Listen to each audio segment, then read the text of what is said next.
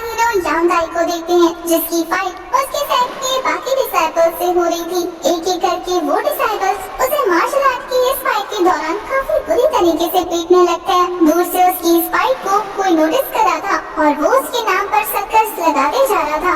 अब तक यांग काई अपने लेवल के सभी बंदों से फाइट में हार जाता है। पिटने की वजह से उसकी हालत बहुत ज्यादा खराब हो गई थी और वो अनकॉन्शियस होकर बेहोश हो गया था।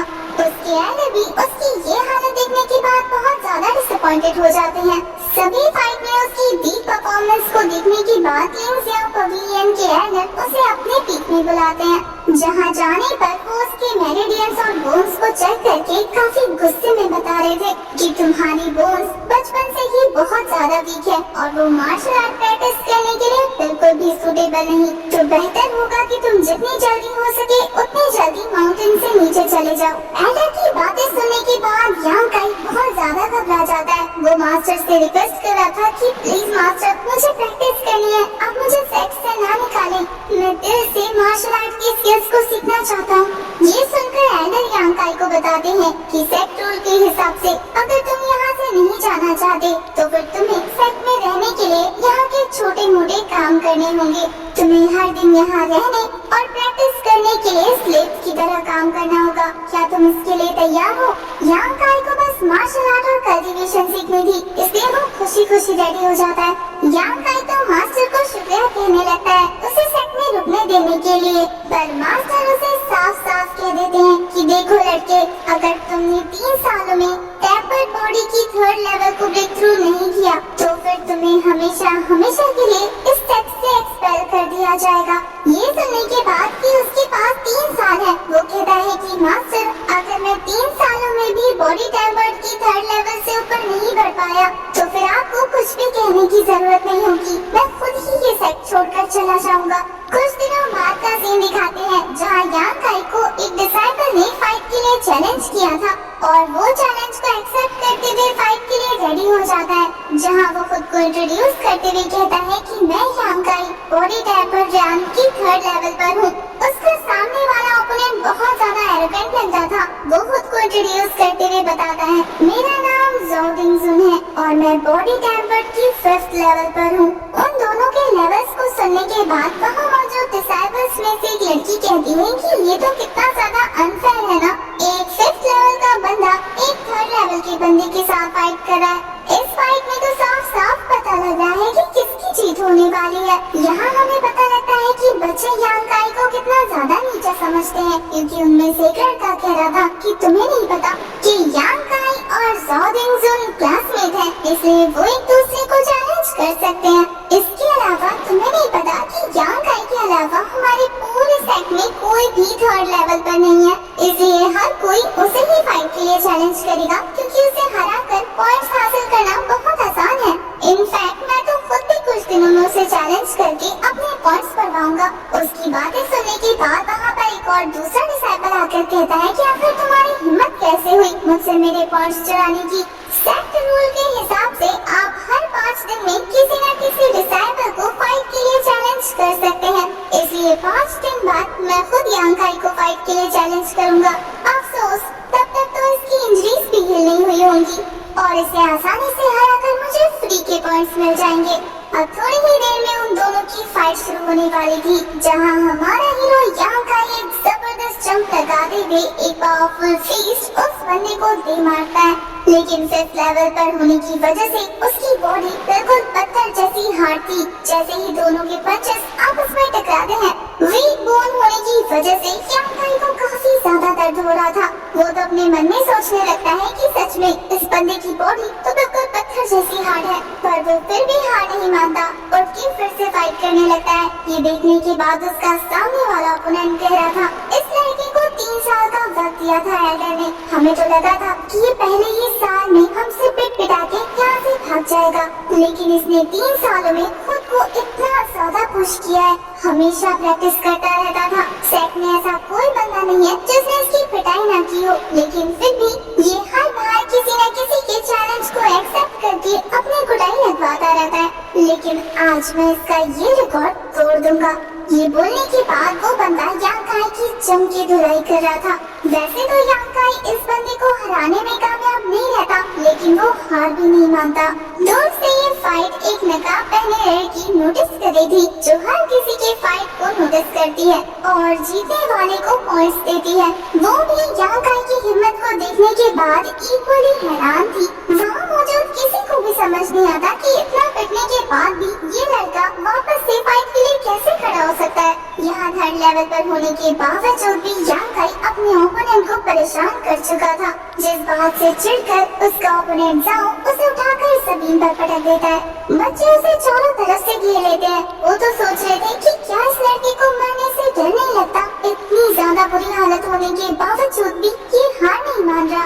उसकी इतनी बुरी हालत देखने के बाद भी किसी को उस पर तरस नहीं आता, बल्कि वो सभी बेट लगाने लगते हैं कि चलो देखते हैं कि ये कितने राउंड तक टिकता है। वो सभी तो वहाँ पर बोर्ड लेकर बैठ जाते हैं कि जल्दी बताओ कि ये कितने राउंड तक और टिकेगा। वैसे ये सस्पेंस तो बिल्कुल नहीं है कि कौन जीतेगा। जीतने वाला तो कंफर्म हमारा ज़ौ है, लेकिन हम बेट सिर्फ उसके राउंड्स पर लगाएंगे, समझ आई? ये बोलने के बाद वो वही यांग काई के नाम पर बेट्स खेलना शुरू कर देते हैं। इतनी बुरी तरीके से पिटाई खाने के बावजूद भी यांग काई फिर से उठ के फाइट के लिए रेडी हो जाता है और वो उसी एनर्जी और जोश के साथ फाइट कर रहा था। ये देखने के बाद उसका ओपोनेंट कहने लगता है कि तेरे अंदर अभी भी हिम्मत है कि तू मुझसे लड़े। स्टार्टिंग में तो यांग काई उसके सभी अटैक्स को डॉज कर रहा था, लेकिन ये बंदा अपनी पूरी जान लगाकर एक और जबरदस्त पंच दे मारता है, जिससे हिट होने के बाद तो यांग काई के मुंह से ब्लड भी आने लगा था। उसकी ये हालत देखने के बाद तो उस लड़की को भी बहुत ज्यादा झटका लगता है कि ये लड़का अभी भी हार मानने को तैयार नहीं है। वहीं यांग काई तो खुद को ये कहते हुए मोटिवेट कर रहा था कि तुमने साफ साफ देखा ना कि उसका पंच आ रहा था, इसका मतलब तुम दोबारा फाइट कर सकते हो। दूसरी तरफ ज़ौ तो ऐसे बिहेव करने लगा था जैसे कि वो फाइनली इस फाइट को जीत गया हो। लेकिन तभी उन सभी की उम्मीदों पर पानी फेरते हुए हमारा यांग काई फिर से उठ के खड़ा हो जाता है। बच्चे तो उसे फिर से होश में देखने के बाद कहते हैं कि लगता है अब ये न्यू रिकॉर्ड बनाएगा। उन्हें तो यांग काई की स्पिल पावर पे भी हंसी आ रही थी कि इतना पिटने के बावजूद फिर से पिटने के लिए खड़ा हो जाता है। बॉडी के हर पार्ट में इंजरी होने के बावजूद भी वो खुद को संभालते हुए ज़ौ से कहता है कि आओ दोबारा फाइट करते हैं। ज़ौ तो तक परेशान हो जाता है कि ये तो मेरा पीछा ही नहीं छोड़ना चाहता, इसे तो मैं अच्छा सबक सिखाऊंगा। उन दोनों की फाइट फिर से कंटिन्यू हो जाती है। यहाँ दूर से जो लड़की उन दोनों की फाइट को ऑब्जर्व कर रही थी वो बताती है कि पिछले 3 सालों में हर 5 दिन के बाद कोई न कोई स्टूडेंट यांग काई को फाइट के लिए चैलेंज कर देता है। 3 सालों से इतनी कड़ी मेहनत करने के बावजूद भी उसकी बॉडी में कोई प्रोग्रेस नजर नहीं आ रहा। ये उसका 148th मैच है और इसका रिजल्ट भी मेरे हिसाब से सेम ही होगा। उस लड़की को भी यांग काई के लिए बहुत ज्यादा बुरा लग रहा था। वहीं यहाँ यांग काई ने फाइनली अपनी पूरी बॉडी का फोर्स यूज करते हुए एक जबरदस्त किक ज़ौ को जड़ दिया था, जिसके बाद तो उसकी हालत खराब हो जाती है। बच्चे तो ये देखकर हैरान होते हुए ज़ौ का मजाक उड़ाने लगते हैं कि क्या अब तुम इस लड़के से हारोगे जिसे आधा सेट हरा चुका है। अब अपनी बेइज्जती से ज़ौ को काफी ज्यादा गुस्सा आने लगा था, इसलिए वो यांग काई को गले से पकड़कर कहता है कि याद रख, अगर अब तूने हार नहीं मानी तो मैं तुझे जान से मार दूंगा। ये बोलने के बाद वो उसे उठाकर काफी बुरी तरीके से पटक देता है, पर यांग काई ने अब भी हार नहीं मानी थी। वो फिर से खड़ा हो गया था और ये देखकर वो लड़की जो स्टार्टिंग में उसके बारे में बात कर रही थी वो कहती है कि यांग काई हार मान लो, इतना ज्यादा हार्ड वर्क करने की कोई जरूरत नहीं है, तुम इस फाइट को नहीं जीत पाओगे। वहीं ज़ौ यांग काई को देखकर कहता है कि लगता है ये ऐसे नहीं मानने वाला। वो तेजी से पंच मारने के लिए आगे बढ़ने लगता है। वहीं यांग काई ने भी अपने शरीर की सारी ताकत को इकट्ठा करते हुए एक जबरदस्त पंच क्रिएट कर लिया था। ऐसा लग रहा था जैसे कि वो ये पंच मारकर इस फाइट को जीत जाएगा, लेकिन होता बिल्कुल इसका उल्टा है। वो ज़ौ के हाथों से इतनी जबरदस्त किक खाता है कि पत्थर से टकराने की वजह से फाइनली वो बेहोश हो गया था। बच्चे तो उसकी ये हालत देखकर भी उस पर तरस नहीं खाते, बल्कि कहते हैं कि ये कमीना, जब तुझे हारना ही था तो तू पहले नहीं हार सकता था, इसने मेरे सारे पैसे डुबो दिए। ये बोलने के बाद वो सभी अपना अपना गुस्सा उतारने लगते हैं। उनमें से एक बंदा तो उसे किक करने के लिए आगे बढ़ने लगता है कि तभी वो लड़की पत्थर मार कर उसे गिरा देती है। उसे तो समझ नहीं आता कि वो तो इसे पीटने आ रहा था ना, फिर इसके सामने नीला क्यों कर रहा है। अब तक उस दूसरे वाले डिसेबल को पता लग जाता है कि लगता है उन्हें दूर से मॉनिटर किया जा रहा है और ये काम उन्हीं का है। वो अपने लोगों से कहते हैं कि जल्दी यहाँ से निकलो, अगर उन्होंने देख लिया कि हम लोग यहाँ पर अगर ये सब करें तो हमारे पॉइंट्स कट जाएंगे। वो सभी वहाँ से जाते हुए यही कह रहे थे कि क्या वो इसकी हेल्प करना चाहते हैं। उन सभी के वहाँ से जाने के बाद ये लड़की यांग काई को संभालते हुए एक पेड़ से सटा देती है। देखकर ऐसा लग रहा था कि जैसे इसे यांग काई की बहुत ज्यादा परवाह हो। वो उसे संभालते हुए कहती है कि पागल लड़के, तुम्हें हर बार चैलेंज का एक्सेप्ट नहीं करना चाहिए, वरना इस तरीके से तो किसी दिन ये लोग तुम्हें मार डालेंगे। वो तो उसके हाथ में एक मेडिसिन रखते हुए कह रही थी कि मुझे तो समझ नहीं आता कि हर बार एक पावरफुल ओपोनेंट के फाइट को एक्सेप्ट करने का मतलब क्या है। ये लड़का हर बार अपनी लाइफ को रिस्क में डाल देता है और कोई प्रोग्रेस नहीं कर पाता। वो उसकी तरफ देखते हुए पूछती है कि क्या तुम्हें कंपटीशन में मारे जाने का डर नहीं है। सभी के वहाँ से चले जाने के बाद यांग काई को होश आता है। बहुत बुरी तरीके से इंजर्ड होने की वजह से वो सुबह से शाम तक वहीं पड़ा हुआ था। होश में आने के बाद उसे अपनी हालत देखकर काफी ज्यादा गुस्सा आ रहा था कि वो फिर से हार गया। अपने हाथ में उसे उस लड़की की दी हुई मेडिसिन बॉटल नजर आती है, जिसे देखकर वो सरप्राइज नहीं होता। वो कहता है कि मैं नहीं जानता कि तुम कौन हो। मेरी इंजरीज को हील करने के बाद तुम हमेशा इस तरीके से मुझे मेडिसिन पकड़ा कर चली जाती हो। मुझे ये और भी ज्यादा बुरा लगता है कि तुम मुझे देख रही होती हो और मैं हर बार हार जाता हूँ। मैं एक बार फाइट को जीतना चाहता हूँ ताकि तुम्हें दिखा सकूं। मैं जानता हूँ कि तुम जरूर खुश होगी। वापस जाते हुए वो लकड़ियों की पोटली उठा लेता है, लेकिन उसे डर था कि 3 साल खत्म होने वाले हैं और उसने अभी तक ब्रेक थ्रू नहीं किया। ऐसा ना हो कि उसे सेक्स से निकाल दिया जाए और वो उस पर्सन को दोबारा कभी ना देख पाए। ये सोचते हुए वो सीधा अपने घर के लिए रवाना हो जाता है, जहाँ उसे सेक्स से बाहर एक टूटी फूटी झोपड़ी दी हुई थी रहने के लिए। वहाँ जाने के बाद सबसे पहले वो उस मेडिसिन को बोतल में मिलाता है, जिससे वो अपने घाव साफ करने लगा था। घाव ज्यादा होने की वजह से उसे छूते ही उसे काफी ज्यादा पेन होने लगता है। हद से ज्यादा इंजर्ड और थकी होने की वजह से वो आराम करने के लिए अपने बिस्तर पर लेट गया था कि तभी उसके घाव से निकल रहे खून को उसके सर के नीचे मौजूद पत्थर ने एब्जॉर्ब कर लिया था। यांग काई को पता भी नहीं चलता कि उसके ब्लड ड्रॉप की वजह से वो पत्थर अपनी स्पेशल पावर को एक्टिवेट कर चुका है, जो एक्टिवेट होने की वजह से काफी तेज फ्लो कर रहा था। अपने सर के पीछे स्पिरिचुअल पावर को महसूस करने के बाद यांग काई को बहुत ज्यादा बेचैनी हो रही थी। झटके से उठने की वजह से वो तो किसी और ही जगह पर टेलीपोर्ट हो गया था।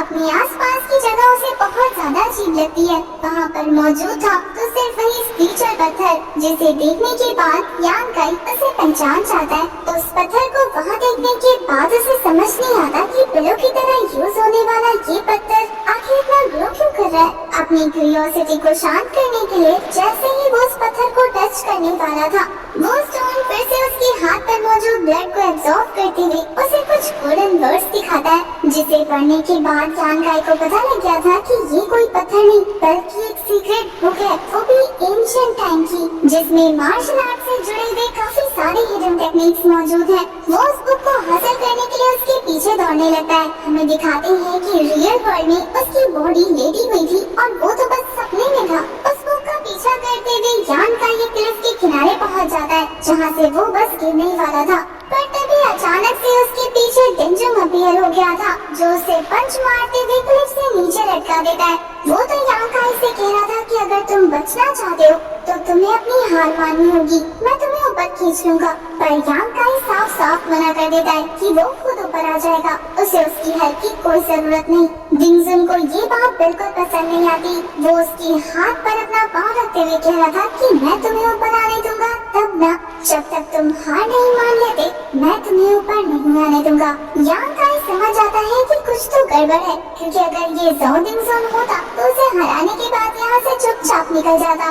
वो कहता है कि जल्दी से बताओ कि तुम कौन हो। ये सुनकर वो इल्यूजन कहती है कि मैं चाहे जो भी हूँ, अगर तुमने अपनी हार नहीं मानी तो फिर मैं तुम्हें जान से मारने वाला हूँ। ये बोलकर वो तो लात मार के यांग काई को नीचे फेंक देता है। क्लिफ से नीचे गिरने के बाद वो सीधा पानी में गिर गया था। पानी के अंदर जाते ही यांग काई को एक स्पिरिचुअल चेन ट्रैप कर लेता है, जिससे वो बचने की बहुत ज्यादा जद्दोजहद करने लगा था। वो स्पिरिचुअल चेन तेजी से उसके गले को दबाना शुरू कर देती है और धीरे धीरे उसके ब्लड को एब्जॉर्ब करने लगती है। यांग काई के ब्लड को एब्जॉर्ब करने के बाद वो स्पिरिचुअल चेन बहुत ज्यादा कमजोर हो जाता है और यांग काई उसे तोड़ते हुए ऊपर आ गया था। वहीं पानी के अंदर हमें एक और कंकाल को दिखाते हैं जो उसी स्पिरिचुअल चेन से ट्रैप था, लेकिन यांकाई के ब्लड की वजह से वो चेन वीक पड़ जाती है और वो कंकाल भी आजाद हो जाता है। बाहर आने के बाद वो स्कल बॉडी यांकाई से कह रही थी कि सिर्फ तुम्हारी वजह से मैं आजाद हो चुका हूँ। यांकाई के पूछने पर कि तुम कौन हो, वो बताता है कि मैं एक स्कल मॉन्स्टर हूँ। इतने सालों से मैं इस पत्थर में ट्रैप था, लेकिन तुम्हारी ब्लड की वजह से अब मैं फाइनली आजाद हो गया हूँ और अब मैं तुम्हारी बॉडी पर कब्जा करूँगा। ये बोलने के बाद वो उसे पकड़कर उसकी स्पिरिचुअल एनर्जी को एब्जॉर्ब करने लगा था ताकि वो उसकी बॉडी को कंट्रोल कर पाए। वो यांकाई से कहता है कि जितनी जल्दी हो सके उतनी जल्दी गिव अप कर दो, तुम्हारे लिए मौत आसान हो जाएगी। पर यांकाई गिव अप करने को बिल्कुल तैयार नहीं होता। तभी वहाँ पर एक और स्पिरिचुअल एनर्जी अपीयर होती है जो यांकाई को समझाती है कि तुम जब तक गिव अप नहीं करोगे तब तक इस दुनिया में कोई भी चीज तुम्हें हरा नहीं सकती। वो अपनी बातों से यांकाई को उसके पुराने दिन वापस याद दिलाती है, जिससे उसे पता लग जाता है कि उसने यहाँ तक आने के लिए कितनी मेहनत की है और वो इस तरीके से हार बिल्कुल नहीं मान सकता। ये हड्डियों का ढांचा उसे एब्जॉर्ब करने से पहले ही हमारा यांकाई अपनी विल पावर को इतना ज्यादा स्ट्रॉन्ग कर लेता है कि धीरे धीरे उसकी बॉडी से स्कल को एब्जॉर्ब करने लगती है। यांकाई की बॉडी धीरे धीरे पूरी तरह से इस बोन बॉडी को एब्जॉर्ब कर चुकी थी, जिसकी वजह से उसकी बॉडी से एक्सट्रीम अमाउंट में स्पिरिचुअल एनर्जी रिलीज होने लगती है। वो काफी ज्यादा पावरफुल महसूस कर रहा था और इसी के साथ